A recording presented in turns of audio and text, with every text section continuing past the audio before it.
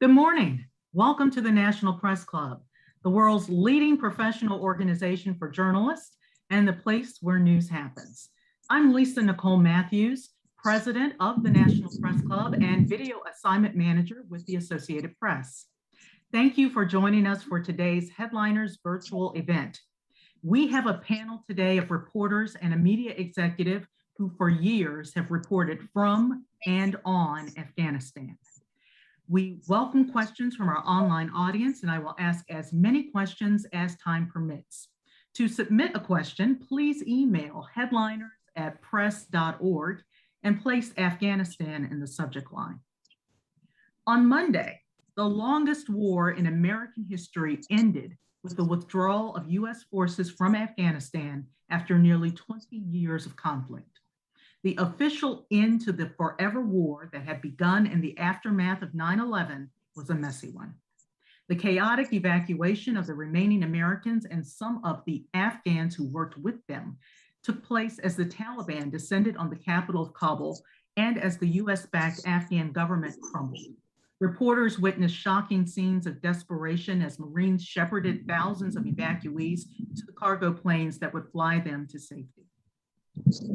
As lawlessness spread, a regional group affiliated with Islamic State struck with 2 suicide bombs at the airport, killing 13 American service members and nearly 200 others. The rapid withdrawal and its aftermath has sparked a backlash of global criticism from America's allies abroad, and concerns abound: a looming humanitarian crisis, rising insecurity, the reconstitution of terrorist groups, and the rolling back of women's rights continue to dominate the headlines. Here to share with us insights gleaned from firsthand experiences and on-the-ground reporting is a distinguished panel. Joining us today first is Atia Abawi, who is an international affairs analyst with NBC News. Atia spent nearly 5 years in Afghanistan as a foreign correspondent for CNN and NBC News. She also set up NBC's Kabul News Bureau, embedded with US and Afghan forces to cover military operations, secured NBC's first exclusive interview with President Hamid Karzai in a decade. Thank you so much for being here, Atia. Our next panelist, Tom Bowman, has worked as Pentagon correspondent for National Public Radio since 2006 and previously covered the Defense Department for the Baltimore Sun. In his current role with NPR, Tom has traveled to Syria and Iraq and made dozens of trips to Afghanistan, embedding with US Marines and soldiers. In 2010, Tom received an Edward R. Murrow Award for his coverage of a Taliban roadside bomb attack that killed 2 US soldiers. Panelist Kathy Gannon currently serves as news director for Afghanistan and Pakistan for the Associated Press and has covered the region for AP as correspondent and bureau chief since 1988. In the weeks before the 2001 US-British offensive in Afghanistan, Kathy was the only Western journalist allowed in Kabul by the Taliban. In 2014, she was seriously wounded when an Afghan police officer opened fire on the Afghan army convoy in which she was riding. An AP photographer was also killed in that attack.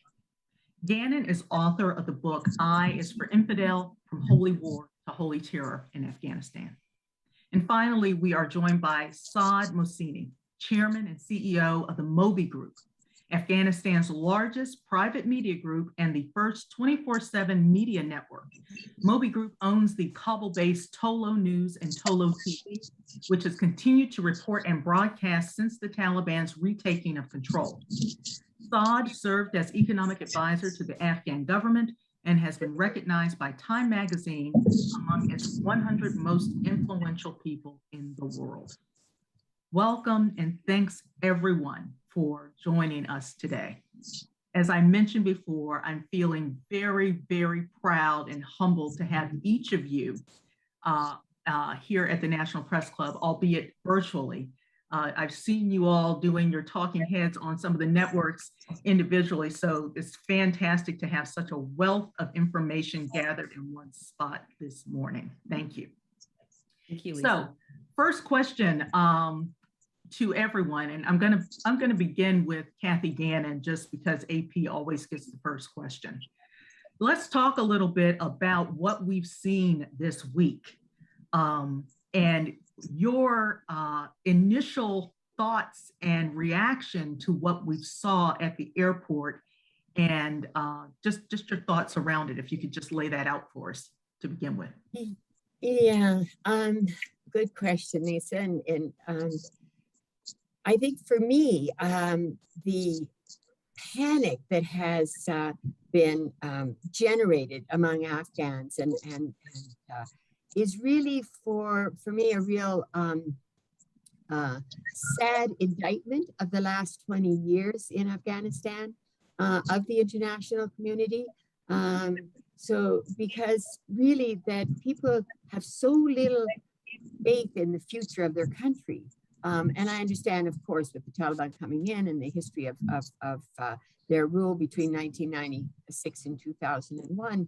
But I think for me, the desperation of people to leave and that they would just en masse start running toward the airport. I mean, this is, again, you have to keep in mind, this is Kabul. It's a country, Afghanistan is a country of 38 million people.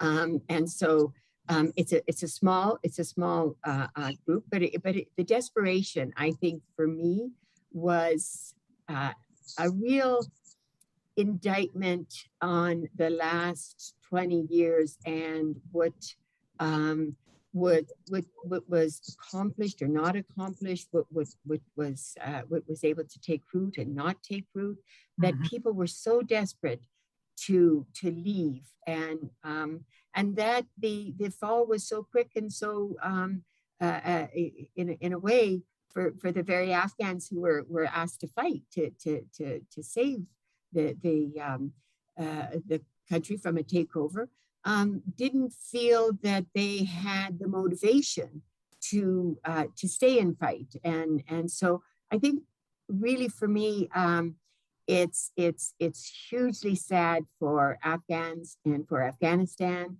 and for what was for the opportunities lost over the last 20 years. I think that's been my biggest thought. Yeah, we were talking about this a little bit beforehand, and Atia, I heard you kind of voice some of the same feeling. And I should mention that Kathy is joining us from Afghanistan this morning, virtually from Afghanistan. Atia is joining us from the West Coast this morning, but Atia, if you want to continue. I think from the people that I'm talking to, I've been nonstop on the phone with people on the ground there, and they're desperate, as Kathy mentioned, desperate to get out, terrified. The ones that I'm speaking with, I do think that the desperation is indicative of the last 20 years, as she mentioned. But I also think it's also a fear of losing some of the gains that were made. Everyone talks about this being a failure, but the last 20 years, we've seen a lot of gains.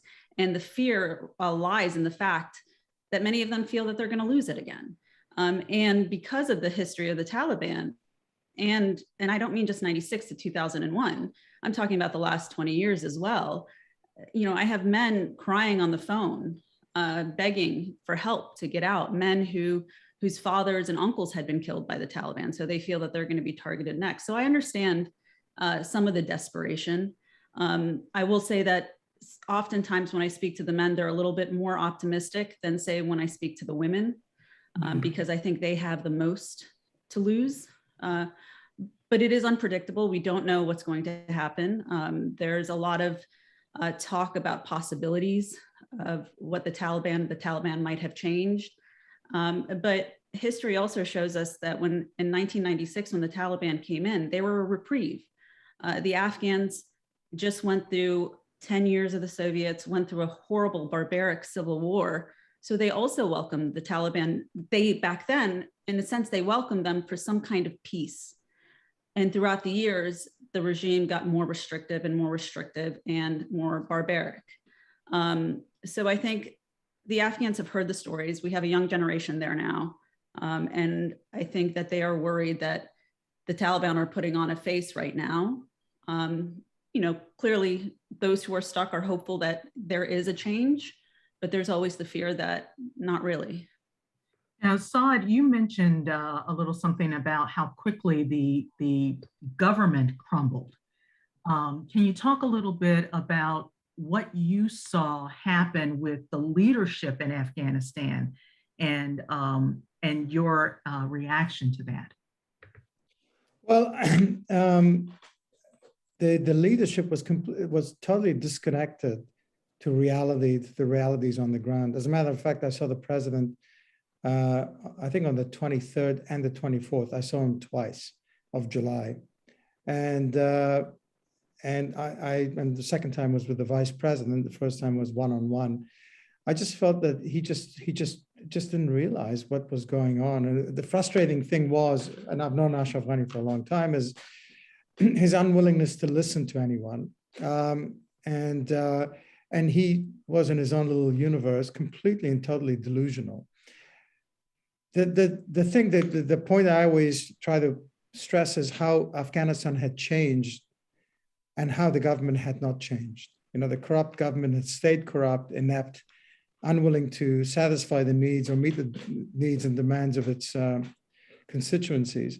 But the people had really changed. This country, you know, of 21 million people in 2001, today has a population of 38 million. 65% of the population, which is under the age of like 22 or 23, have never experienced a Taliban type rule. So you're talking about a totally different population. And of the younger generation of Afghans, clear majority, something like 75 or 70 or 75% is literate.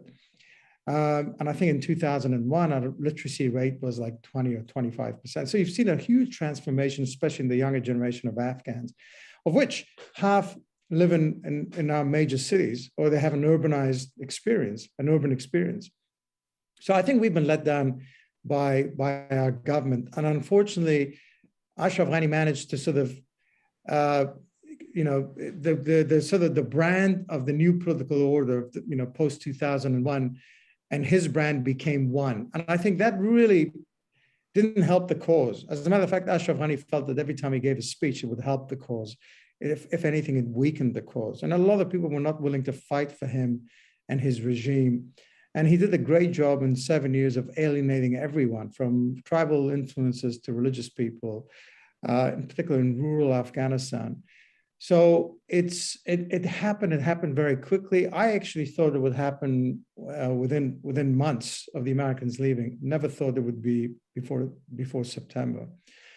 So it's a surprise, but it's not a surprise. I think it's a huge tragedy for the Afghan nation. But then again, at the same time, I think it was a sort of an artificial environment in the sense that our economy was heavily subsidized. Our safety nets were mostly there because of the international presence, whether it was freedom of expression or women's rights.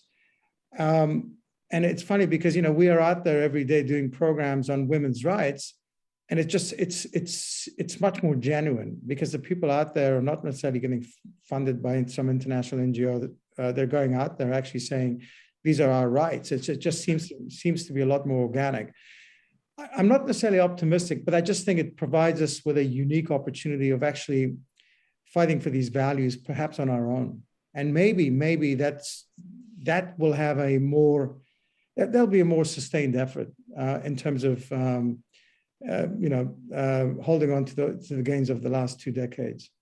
I want to give Tom an opportunity to pop in here, but I'm not sure if we've lost you completely, Tom.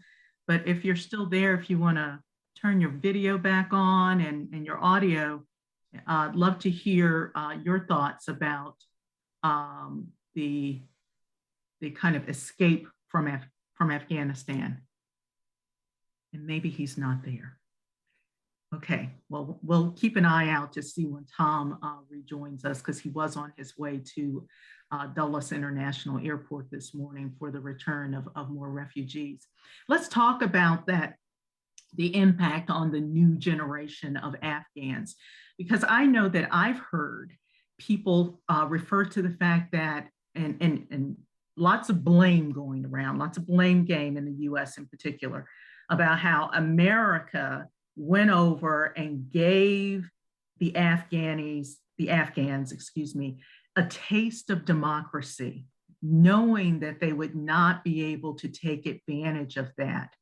What's next for the Afghan community there? Kathy Gannon. Yeah, I think there's a lot for the Afghan community, actually. And Afghans are hugely resilient. I'm not sure that America necessarily needs to take the credit for sort of giving them a taste of it. And of course, you know, I mean, it did open up doors and that, but I think that you do have, as Saad so rightly said, you know, you have a young generation. It's sad to see such a strong effort of so many of the talented young wanting to leave and leaving Afghanistan and looking for a life outside of Afghanistan. I think that this new generation is has the potential really to force a change. It won't be the change that perhaps in America they can say this is success, or but I think Afghans on their own, as Saad said, you know, maybe will have a very good chance in my mind to push things forward. How that looks and how long it takes and what hurdles they face, for sure. It won't be an easy road, but I think in many ways a lot of this previous leadership over the last 20 years was imposed on Afghans, and during the Soviets, again, you know, the Mujahideen groups were imposed on the Afghans, and maybe as Saad said, on their own with assistance, not, you know, cutting them off from all financial assistance and sanctioning them, but with some assistance. I think that Afghans have a good chance of making their country maybe it won't look like what the West might think is the right is the way, but I feel like it'll take time, but I feel like there's a lot of potential. Saad, you look like you want to say something. I can see it in your face. No. I totally agree with Kathy. I think that, you know, for example, well, it was a democracy. I think certain things worked out really well. I think that as far as civil society is concerned, we have some, you know, great organizations, great leaders. Media has been a huge success. And if you look at, you know, from Eastern Asia all the way to Africa and even parts of Eastern Europe, there is no freer market, dangerous but very free, than Afghanistan. Wow. It's been an extraordinary journey for us and other players in the media sector, and so that's been a success. I think, you know, this backward country, you know, I mean, 7th century BC thinking came, you know, really developed really quickly in 2 decades. It's been one of the. Let me just question you about that, because again, I'm so surprised when I hear the optimism, because the reporting around Afghanistan has been in itself chaotic and dramatic. And I'm hearing like this little thing of optimism from you and Kathy about the future of Afghanistan. Can we talk a little bit about journalism? Yeah, but I'm not talking about the future. I'm talking about as things stand right now. Okay, so as things stand right now, even now, as things stand right now. But you can't put the genie back in the bottle. Okay. When a young Afghan woman, you know, has you know, can express herself and wants to go to university or wants to work, it's very difficult to deprogram that person in terms of her thinking, right? And it's been helped by media. I think the media has helped in terms of facilitating social change. We've just fast-tracked the inevitable. The world is open now. Kids can see for themselves. They're on social media, they're on media, they can see these things for themselves. I don't think we should exaggerate the role of the media, but you know, I think we've played perhaps not insignificant, but an important role, but not, it hasn't been you know, we haven't had the ultimate say. It's been the Afghan nation's willingness to change, and it has changed for the better. The interesting thing is that these young people, we had a meeting with the Taliban Media Council. They came into our offices, they sat down, and they had a 2.5-hour debate about women's role of the media, moderating some of their policies. The importance, and this is what was painful for us to lose this much capacity. We've lost 100,000 of the smartest Afghans. Is these debates will not happen if the smartest Afghans leave. And of course, I have no right to tell anyone to stay in Afghanistan. We've lost 120 employees who we've helped get to the airport and get away from Afghanistan. But this is one of the painful things that we're witnessing, is that this brain drain is going to perhaps take us another decade to recover from. Atia, you're thinking on that, because when you went in, you embedded with troops and you set up a whole bureau. What is your thinking about the next steps for journalism at this stage in Afghanistan?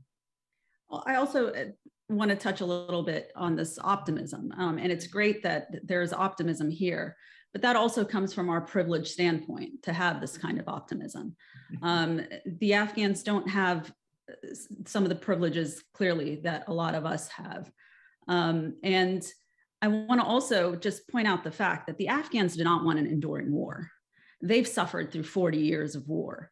There's no Afghan who says, yes, continue the fighting.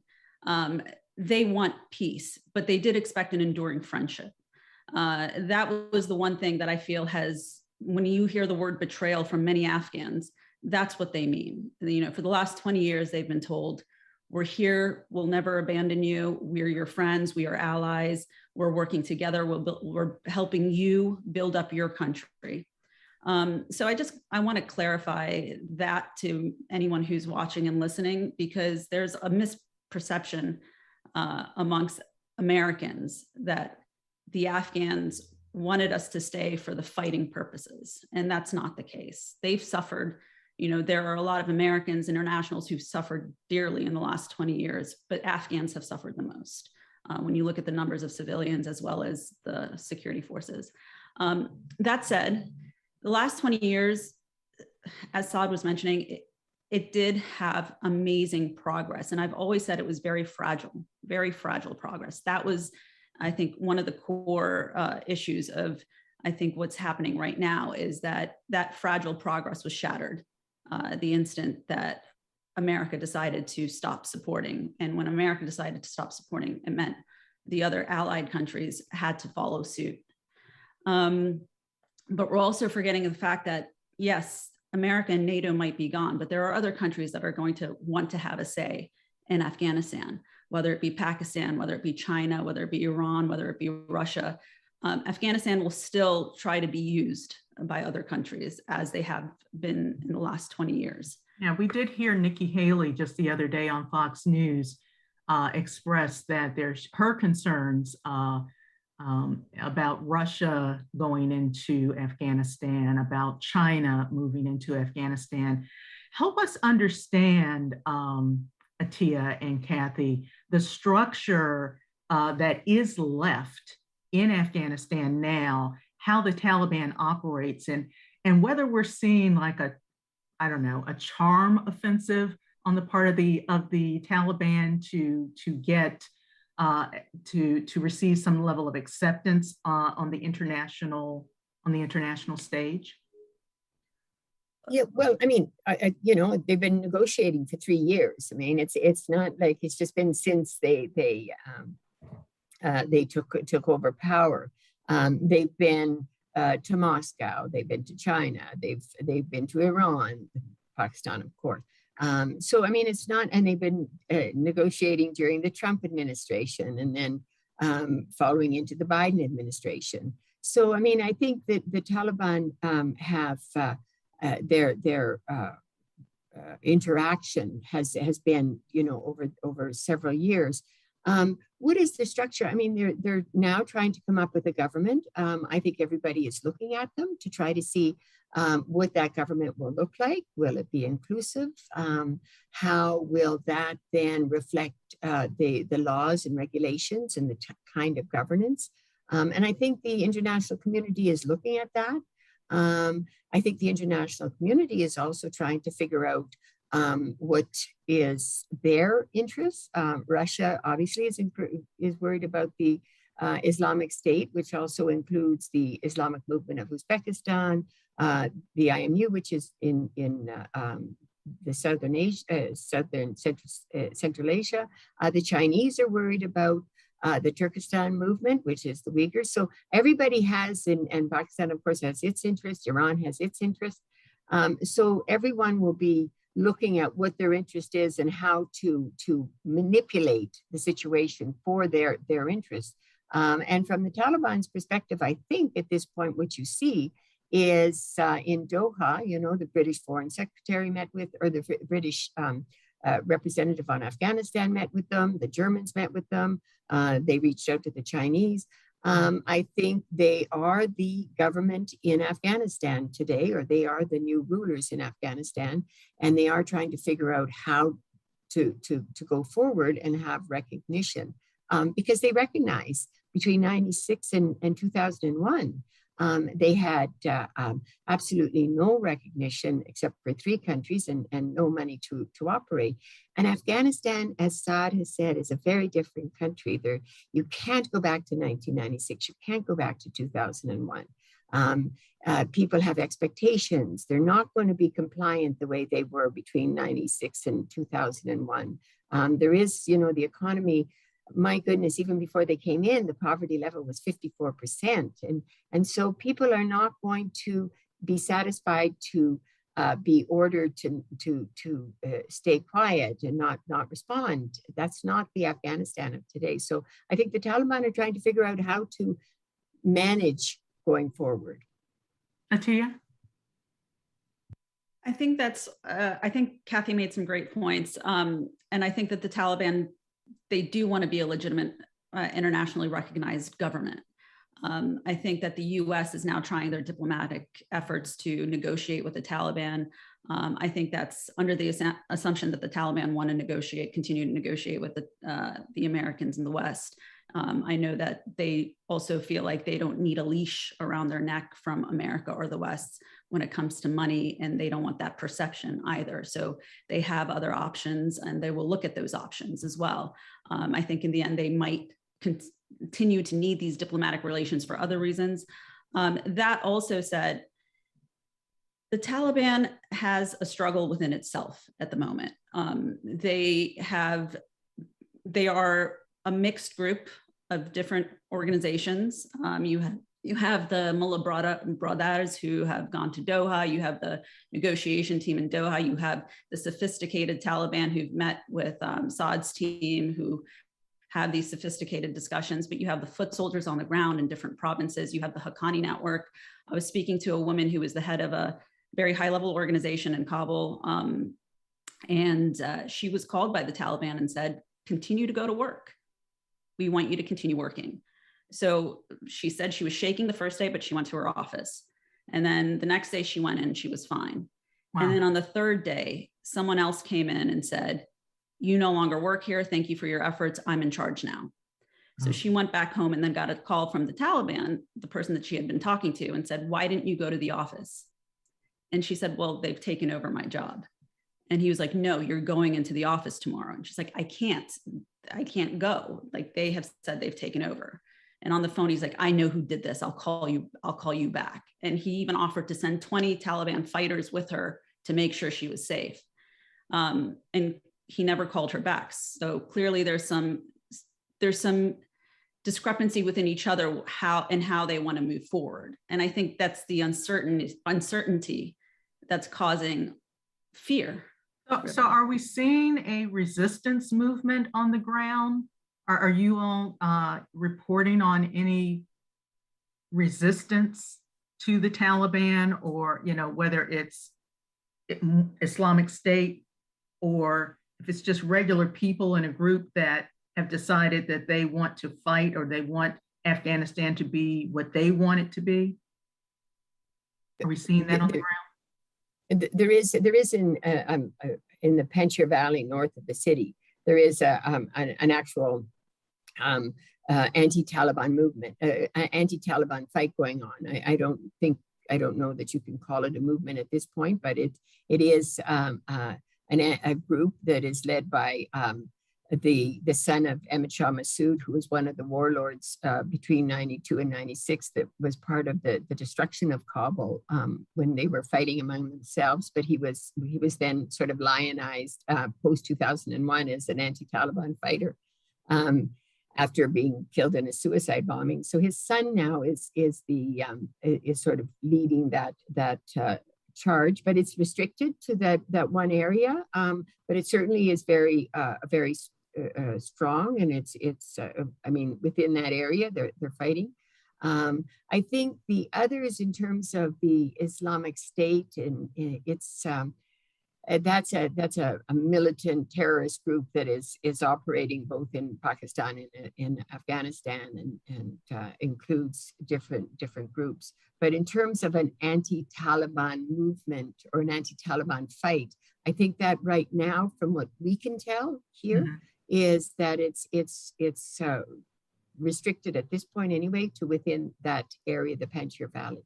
Saad, you are quoted as saying that, quote, "We know what the Taliban stands for, and to be honest, you're surprised we are still up and running." Can you talk a little bit about what you meant when you said that, especially when you said we know what the Taliban stands for?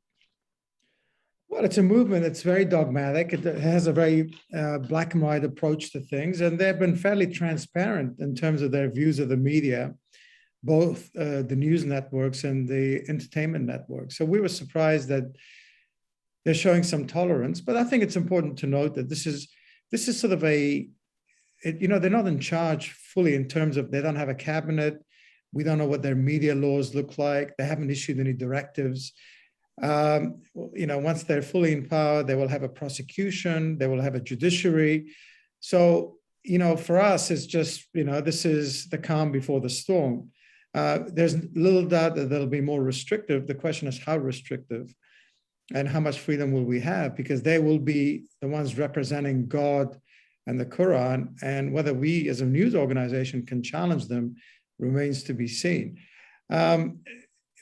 But, so I think it's early days. I mentioned before that I'm not necessarily optimistic what we as Afghans and as operators of a media group that employs 500 people, but more importantly, that reaches 60% of the Afghan population that consumes media, we also have a responsibility. We can't just necessarily give up, and we have to be engaged in discussions with the Taliban, with its leadership, and through the media to have debates and discussions. I mean, 2 nights ago, I was watching a debate about Panjshir and what's transpiring there. And we interview people from the opposition. We interview the Taliban, but then we have a roundtable, people supporting the two, let's call them factions. And then we have women discussing women's rights, and we have a Taliban guy who's forced to respond. So I think even if the impact is 1%, it's worth giving it a try. I'm not necessarily being optimistic, but we have an obligation to do something about it, not to just sit back. It sounds like you think that journalism can actually possibly exist under, well, at least for now. We've seen this movie before. We had similar challenges during Karzai's term. I mean, people say to me, well, what about your journalists or the 2 journalists who were beaten up that Kathy has reported on? And I said, listen, 3 months ago, we also had 2 journalists beaten up by police officers who were members of the Ashraf Ghani administration. We complained to the Interior Ministry and nothing was done, whereas the Taliban have taken it pretty seriously. So I'm not, listen, it's a bad neighborhood, bad things happen, and bad things have, and the perpetrators have been people from all sides. What we have to do is, I think we have to watch the space. I have my doubts, and we're still very nervous, and we're concerned about the safety of our people. But we have to give this a go. And I think there's an opportunity also for Afghans to come together. And I think that's what we've been pushing. We've been pushing for this peace deal since Zalmay Khalilzad took over. And I think 2018, I can't remember, 2018. It's been a long time. But I still think that there is this window of opportunity. And you talked about opposition. The opposition, I think a lot of people are watching what's going to transpire in the weeks ahead. And the Taliban have to be very careful. They have a great number of risks. The fragmentation of the movement itself, as Atia pointed out. There are differing views on how to govern, and there are rivalries within the Taliban.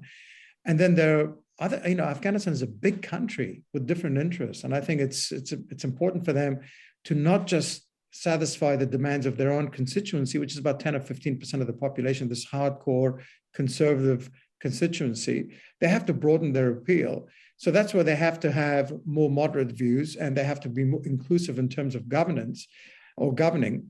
But also there is the international community. Afghanistan is an impoverished, poor country, double the size of what it was in 2001, and with a population that has expectations very different to the ones that they had in the 1990s. So the Taliban have to be cognizant of all of the above, and we'll see in the weeks ahead as to what they do in terms of their government and in terms of their directives, how they treat women and minorities, and how they treat free media.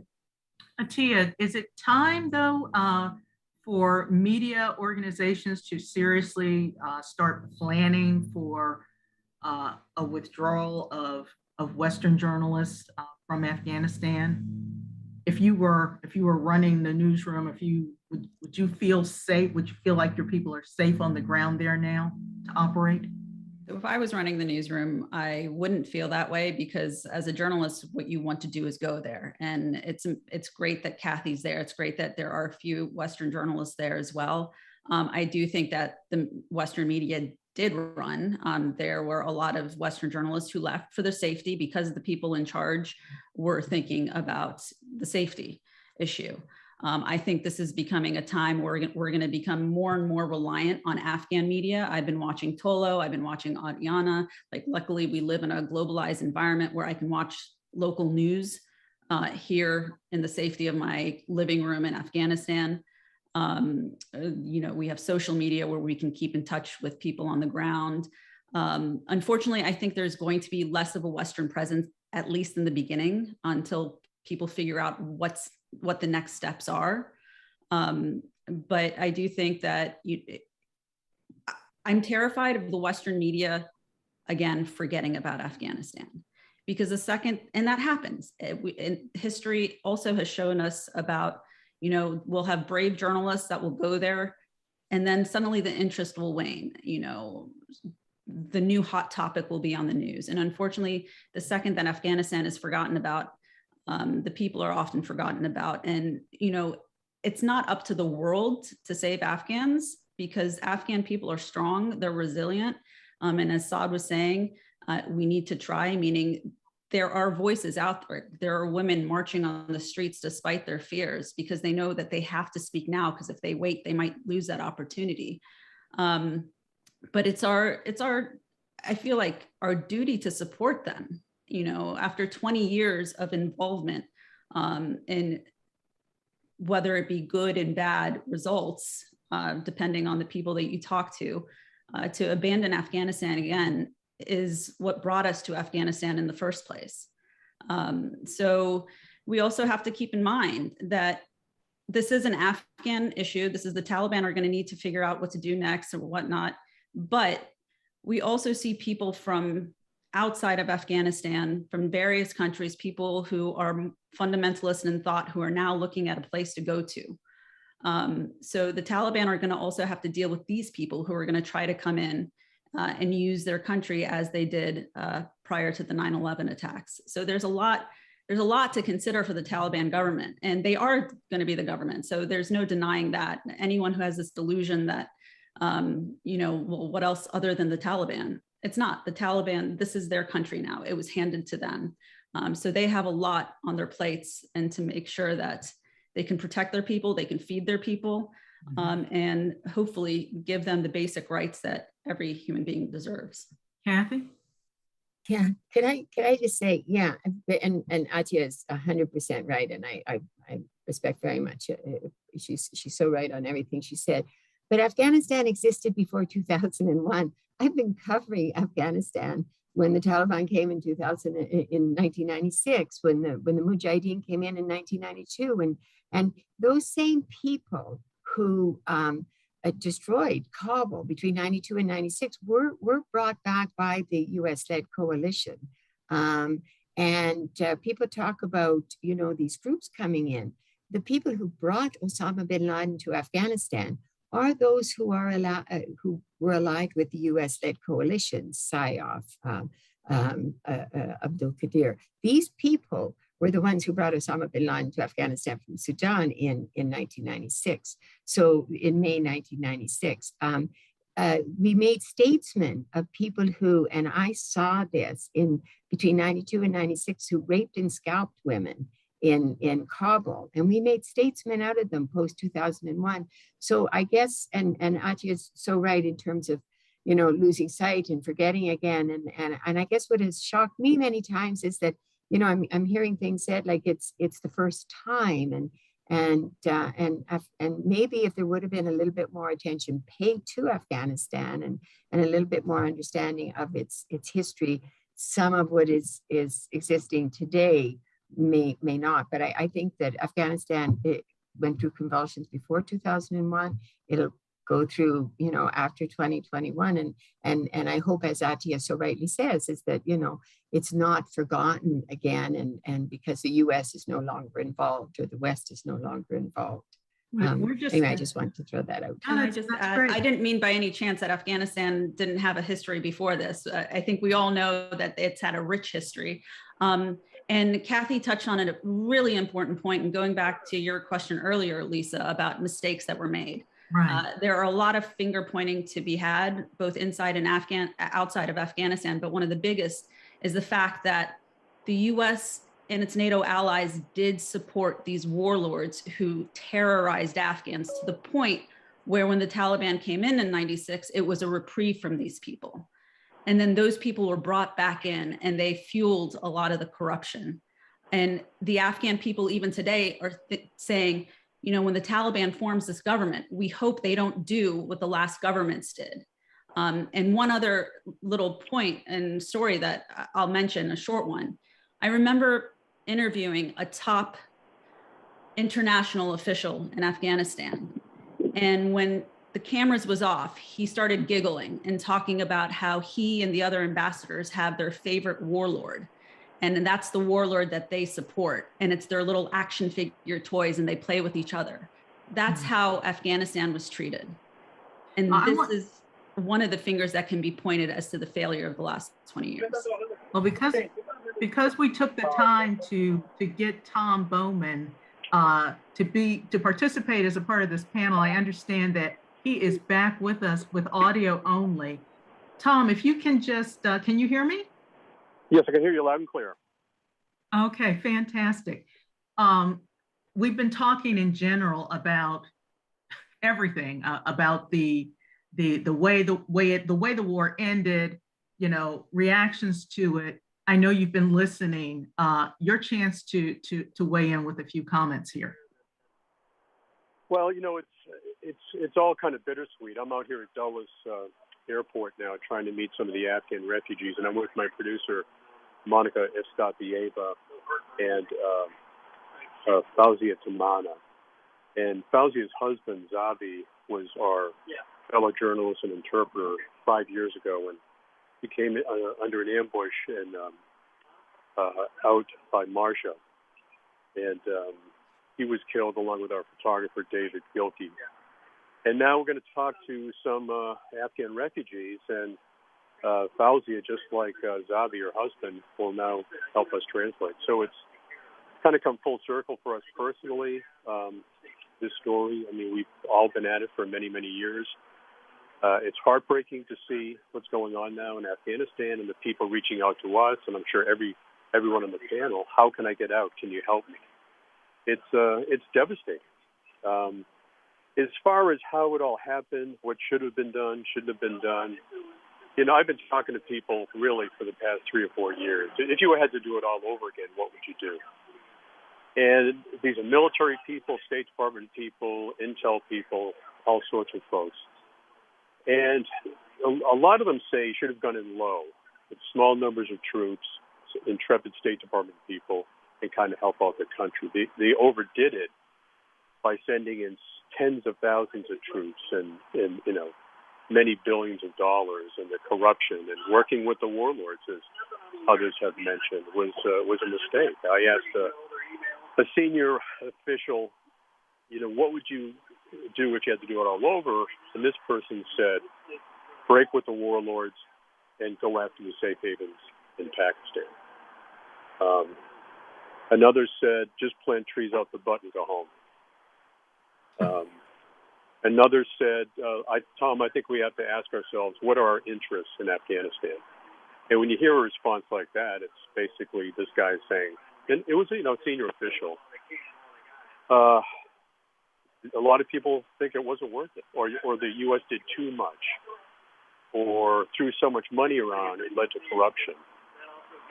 You look at someone like Ahmed Wali Karzai, who we all interviewed and dealt with, and he was seen as quite dirty, and working both sides of the fence. So I think for all of us, everyone on this panel, there were a lot of memories. There was a lot of heartache.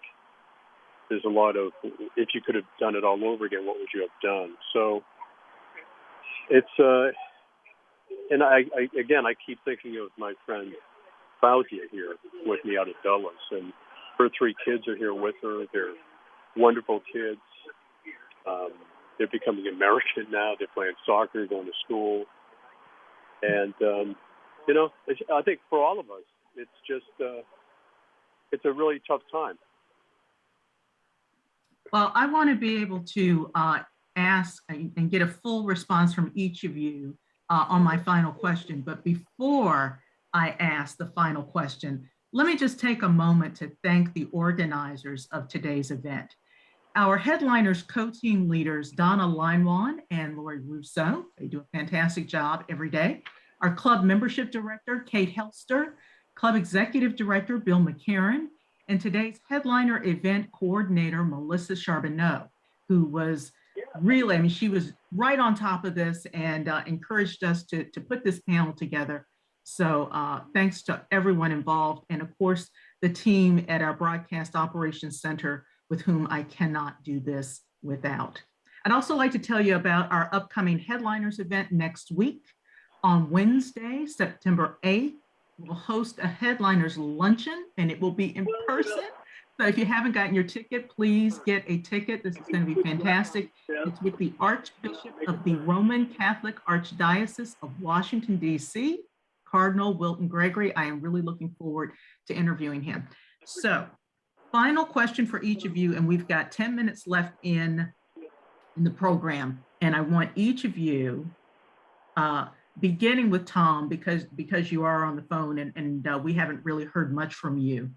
Can you share with us one event that happened during the course of your coverage of Afghanistan that really stuck with you and maybe impacted your reporting in general on Afghanistan? And then also, if you can tell us how you think the future of journalism looks in Afghanistan. So I guess it's 2 questions, but if you can wrap the 2 into one response, sure, that would be great. I'll start with journalism in Afghanistan. And Tolo News, what they've been doing has been heroic. I hope they can continue. I hope we get other voices in there, other journalists in there to report exactly what's going on with the Taliban regime. But Tolo has done a remarkable job. As far as memories of Afghanistan, clearly it's going to be when our photographer David Gilkey and Zabi Tamana were killed. I was there with my producer Monica Estatieva, who's with me here now out at Dulles. And, we were told everything's okay. We took small arms fire. And we didn't realize our friends had been killed until they pulled in to this Afghan outpost with a truck. So that stays with me. And again, we're just so thankful that we could get Zabi's family out. And again, their family's thriving. Another memory is we were in Helmand province also. This is a number of years ago. And there was a massive roadside bomb that exploded and killed 2 soldiers. And there was a striker unit. And all I could think of, because I'm a father too, was that we know that their sons are dead before they do. And they were, 12 hours, 15 hours away. So I think those 2 memories will always stay with me, especially Zabi Tamana and the kids. We have them over Thanksgiving dinner and stay in touch with them and help them. But, I'm sure everybody in the panel has stories like this that will stay with us forever. That takes you to Atia. Your thoughts? So going back to journalism in Afghanistan, I hope it has a continued bright future. I think what Saad and other Afghans have created in Afghanistan has been one of the most amazing things that we've seen in the last 20 years, is just Afghans having a platform to express themselves, to be able to find out what's going on. I hope that continues. I hope it continues freely, especially. We've seen in other countries, if the government is ruling by a fist, sometimes it becomes intimidating and you don't necessarily always have that free press. So I'm hoping that that doesn't change. And intimidation has been around for the last 20 years, and they've been strong enough to fight through it. As for memories, I don't think there is one memory that from Afghanistan that I can look back on and say that wasn't a big deal. Everything was a big deal. You learned every moment that you're there, speaking to different people, different perspectives. But as Tom was mentioning, the ones that do stick out are the ones that, you see a loss of life, whether it be friends, whether it be strangers, whether they be on one side of the battlefield or another, and oftentimes young children as well, and innocent civilians as well. I think that it's just a reminder of the brutality of war. Families suffer all over, and those things really stick with you when you talk about war in the future, when there's more discussion about more war. So those are the things that stick out. But really, honestly, also the women stick out to me. And the girls, they are the strongest, they are the toughest women I have met from all over the world. And to see them standing up right now, trying to protest their rights, I'm not surprised because of how strong they are. And I think what makes some of us so fearful is that strength being hidden away eventually. And I hope that doesn't happen.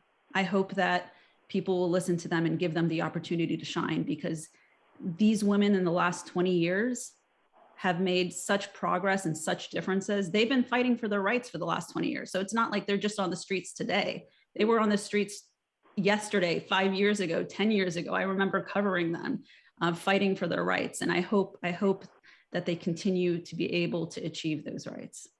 Kathy Gannon.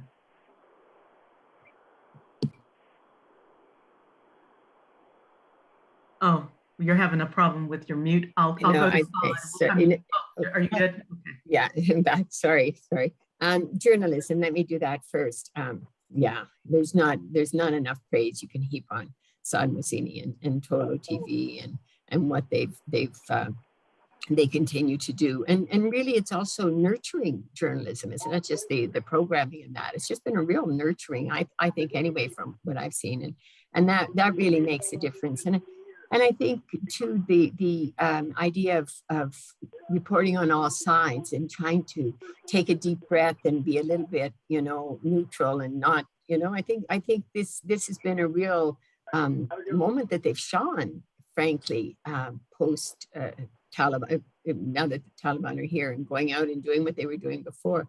So I think that, as Saad said, it depends on what kind of restrictions come down in the future. But I think the fact that it is a different generation, and I'm not sure that they'll be able to impose as they did before, and I don't think they'll let them.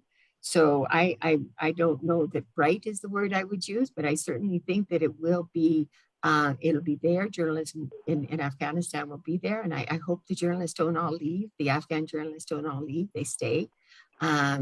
Because I want to stay, so I need them here. And memories. I have a lot, but for me, it's people.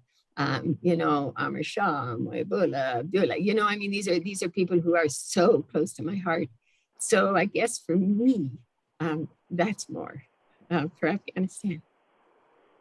Saad, finally, your thoughts. Well, no, thanks everyone for the words of encouragement. And you know, we've been so lucky to have allies and friends like Atia and Kathy, of course, and Tom, and so many others. And just in the last few weeks, and we realize, you know, how many friends we have around the world who've reached out to us, have offered to help us. You know, it's been an extraordinary journey, and I hope one that continues.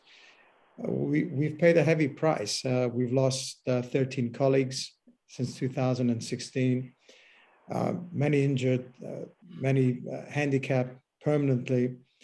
It's really has scarred us, but at the same time, you know, we have these, you know, the institution itself continues. And, you know, we've lost 120 individuals who've left the company over the last 2 weeks, which is extraordinary. So many on-camera individuals, behind the scenes, production people, editors, technical people. The biggest threat for us was not the Taliban. It was just because we didn't have people in the control rooms. They were there at 9 o'clock, at 10 o'clock, they were at the airport on a flight to get out, which we helped to secure for them because that's what they wanted to do.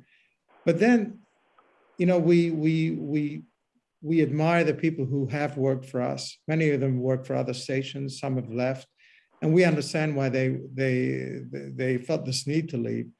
But we're also inspired by the people who have stayed on, who could have left, and are ensuring that, you know, the 38 million people who will remain in the country get their news, get their entertainment.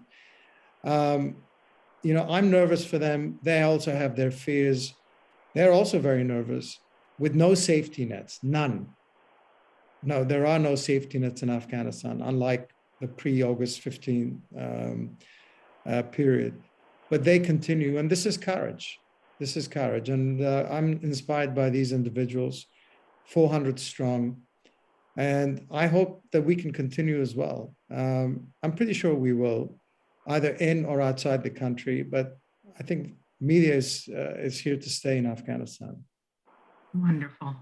Well, again, I want to thank each of you, the AP's Kathy Gannon, Saad Mohseni, NBC's Atia Abawi, NPR's Tom Bowman. Each of you brings so much depth to the coverage of Afghanistan. Please continue what you do. The word courage that Saad just mentioned is in each of you. And here at the National Press Club, we wish you continued success, peace, and safety. Thank you for joining us. Thank you. Thank you, Lisa. Thank you very much.